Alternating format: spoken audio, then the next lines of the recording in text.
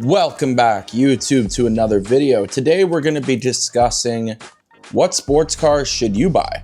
This is a question I get asked often. What sports car should I get? And I have to ask you is, what do you value the most? I know on my Instagram I'm always chirping different cars and whatnot, but at the same time, this is a more serious side of me, the YouTube side. So let's take a good dive in. So when you're looking for a sports car, you gotta look at the main priorities for you. Obviously, number one being price. Number two, what you value in a sports car and what you're really ultimately looking for and what you're gonna be using this car for. Are you looking to run good times at the drag strip? Are you looking to set a personal best on a track? What kind of driving are you going to do? For myself, 99.9% of the time, I am on the street. Being in Canada, we don't have access to many tracks like my friends in the USA. And that's a shame, because if there were tracks, I would love to go drag racing or potentially even hit the track. I know there's a track a couple hours away, but at the same time, it doesn't motivate me being so far and doing that whole process. If it was close by, it's a different story. So let's take a look at handling-oriented cars. So what are our options in the big 2026? Well, unfortunately, our options are not as good as the 2000s or even the early 2010s. But we still have some options. You can go with a GR86 or a BRZ, Mazda Miata, MX-5, however you want to call it. You can even go with the all-wheel drive group of hot hatch, that kind of style. You got the Golf Rs, GR Corolla. You can get the new gen WRX, and the front wheel drive cars, Civic Type R, Elantra N, Veloster N. There's quite a few cars still left in the sports car world. Now, if you're looking for that manual transmission, the MX-5 offers one.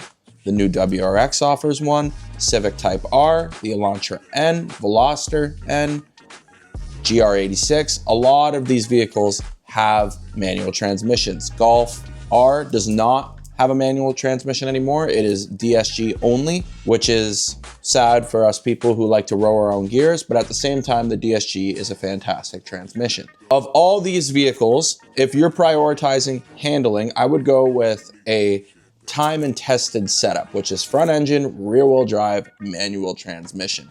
So what's my choice in this caliber? I honestly think the new gen GR86 is a fantastic car. One of my friends, he had one. It's not super fast, but it doesn't necessarily need to be. It's quick enough to have fun and put a smile on your face, but the car's overall philosophy of driver focus and lightness make it very rewarding to drive. It's also rear wheel drive, which is very easy to slide it, but since it's so light and it has fantastic steering feel, you don't have to be an expert to really drift that car. It oversteers on command, and you can dial it right back in pretty much on command as well. It's a very good learner's car if you're trying to get into road course events or even some drifting events, and there's a huge aftermarket for it. Another car that I recommend if you're going to be dailying a sports car, and these people get so much hate in the community, and I have no idea why. The Elantra N and the Veloster N are fantastic cars. You can't find performance that they offer for the money. Plain and simple. They come with 276 horsepower from a 2-liter Turbo 4. Sounds amazing, performs amazing, and you can get it with a 6-speed manual or a DCT. Stock, they're very quick. Not to mention, in the aftermarket, it's growing and growing and growing, and these cars can easily push 340, 360 wheel horsepower in the Veloster N if you go with a turbo upgrade, and the Elantra N can get around there with essentially full bolt-ons. And these are fantastic cars. The DCT is legitimately quick with a mid to high 4s to 60. These are good cars, and honestly, when I had my Veloster N for a while, I did a lot of work to it. I had it for about 45,000 kilometers. I never had an issue with it, and I used to thrash on that car. So that says a lot to Hyundai improving their reliability. So those are the options, I think, for handling cars. Obviously, you can go with the new WRX and GR Corolla. Those are good cars too. I'm just trying to weigh in price here as well. At least in the Canadian market, Type Rs are very expensive. I know in the US it's the same deal for what you're getting. GR Corollas, they are quite pricey, especially when you option them with any options really, or if you go for a trim above the base model. So I don't think the value proposition is there as much as, say, a GR86, a Golf R, or an Elantra N. I think that those cars can be found for cheaper. The Golf R is a fantastic performer with that DSG, and the tuning potential is off the charts. You can make 400 wheel horsepower in those cars, all-wheel drive. DSG is a smooth, snappy, fast transmission. These are good cars to drive. So now, what if you prioritize straight line performance? So if you prioritize straight line performance, unfortunately, in the affordable range, there's not many options anymore. You have the Mustang GT, and then pretty much you gotta settle for the used market. You can still get Camaros, you can still get Scat Packs, you can still get Hellcats, all these things. Unfortunately, the price of Hellcats is quite high, and they're not really dropping anytime soon unless you get like a first generation 2015, 2016. Recent model years, you're just not going to find for that affordable price point, especially weighing in the value proposition. Then obviously you have the German cars, which depending on your price range, these are all going to be well-rounded straight line cars, track cars, etc.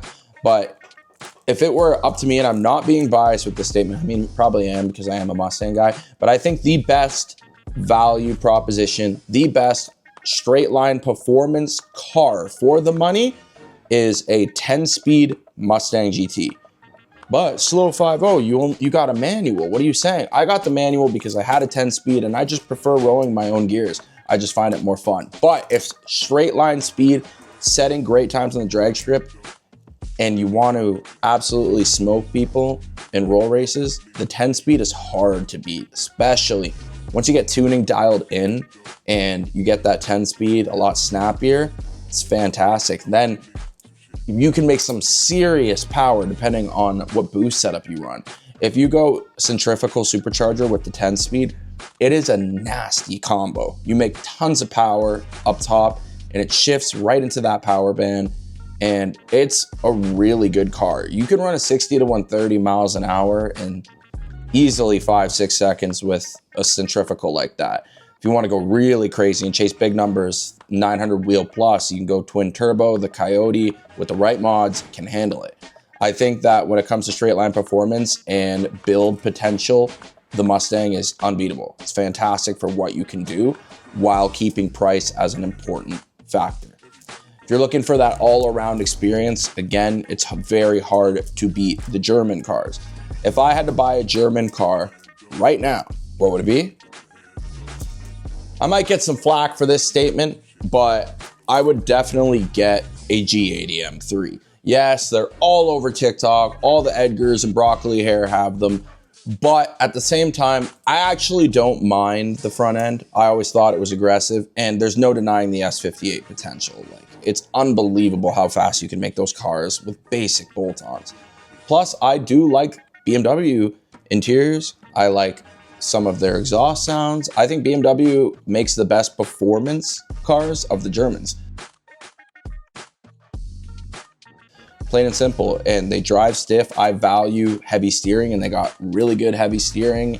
Steering feel is kind of absent, but the way the touch points in that car and the way you feel connected to it, I do admire. If I were to get a sports car right now outside of the Mustang GT, I would absolutely, without a doubt, either look at these three options.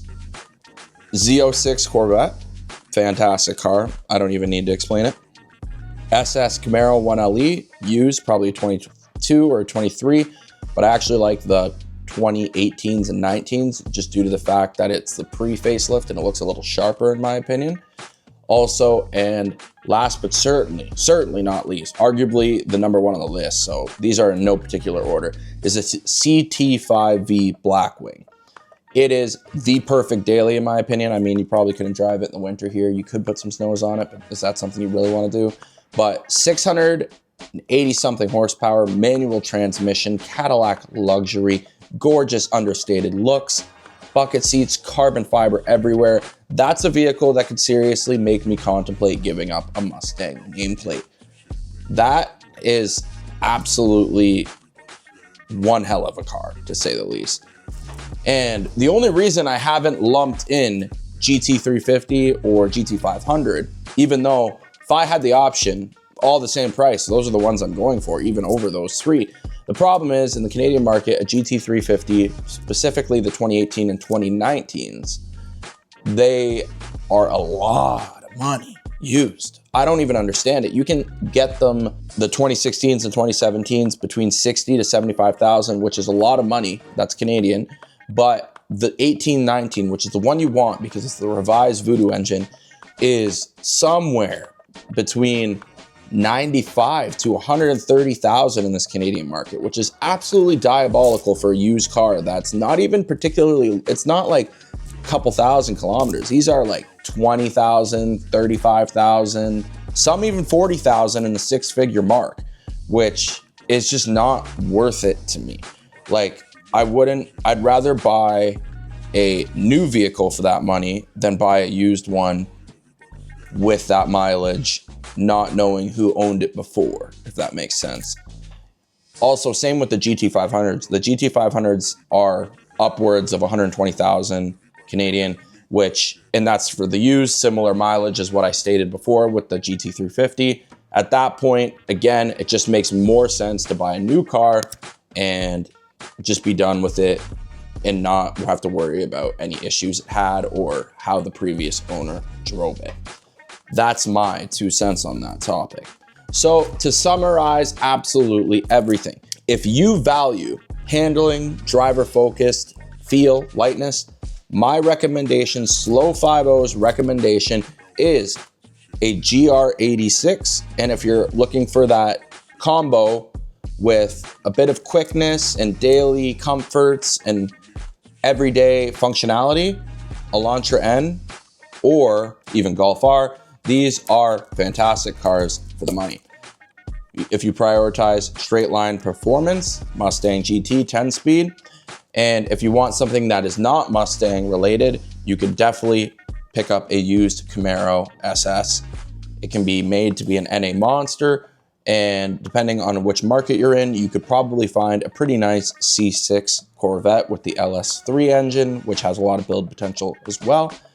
And then for that all-around overall vehicle of performance, my recommendation is obviously the G80 M3. German vehicles have a good way of encompassing performance, handling, and luxury in a nice, clean package. Obviously, it's a lot more expensive, but if I were to give you the more affordable German option, the M340i is a fantastic vehicle. Or even something like a 2018 to 2021 Audi RS5, they can be found for a decent deal. Fantastic cars for the money, and you get those great looks and that all-around performance. So that's my picks for you guys. If you guys have any questions or want to pick my brain at all, feel free to hit me up on Slow50 on Instagram, SLOWW50HH. I'll put a tagline right here. Subscribe to the channel. More videos as spring is coming. We got sick mods, cars going in the shop soon. Super excited. So see you in the next one. Like, comment, subscribe, share to a friend. See you soon. Peace.